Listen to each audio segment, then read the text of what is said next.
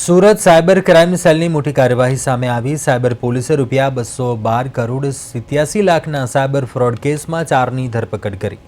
આરોપીઓ પાસેથી 154 bank account મળી આવ્યા હતા અને બેંક એકાઉન્ટમાંથી રૂપિયા 212 કરોડ અને 87 લાખના આર્થિક વ્યવહારો મળી આવ્યા, જે બેંક એકાઉન્ટ પર એનસીસીઆરપી પોર્ટલ ઉપર 410 સાયબર ક્રાઇમની ફરિયાદ નોંધવામાં આવી છે અને અગાઉ અમરોલીમાંથી સમગ્ર રેકેટ ઝડપાયું હતું, જેમાં પ્રવીણ ઝીલુ ધાંધલની ધરપકડ કરાઈ હતી। 3 mobile, 12 debit card, 19 passbook, 132 chequebook, 11 sim card, 7 rubber stamp, 1 swipe machine, 35 QR code કબજે કરાયા હતા।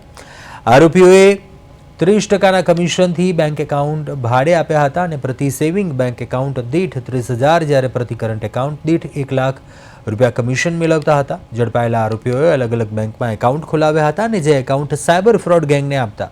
4 પૈકીના અજય ગોસ્વામીએ બીકોમ સુધીનો અભ્યાસ કર્યો છે, જ્યારે બાકીના 3 આરોપીઓ ધોરણ 8 અને 10 પાસ સુધીનો અભ્યાસ કરેલો છે। બીજા બાજુએ બેંક એકાઉન્ટ ખોલાવવા બોગસ પુરાવા પણ ઊભા કર્યા હતા। જોકે સુરત સાયબર સેલ દ્વારા આ મામલે વધુ તપાસ હાથ ધરવામાં આવી રહી છે।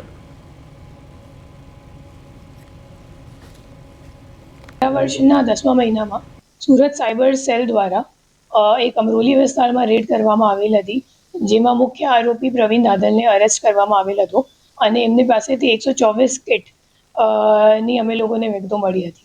એમાં 4 બીજા આરોપી જેમનું નામ ખુલેલું હતું, જે નાસ્તા ફરતા હતા। એ 4 આરોપીને સુરત સાયબર સેલની ટીમો દ્વારા પરમ દિવસે રાત્રે એક ઓપરેશન કરવામાં આવ્યું, જેમાં 4 આરોપીઓને સતત મતલબ 25 માણસો આપણી 25 પોલીસની ટીમ બનાવીને 4 નાસ્તા ફરતા આરોપીઓને એક સાથે અરેસ્ટ કરવામાં આવ્યું છે।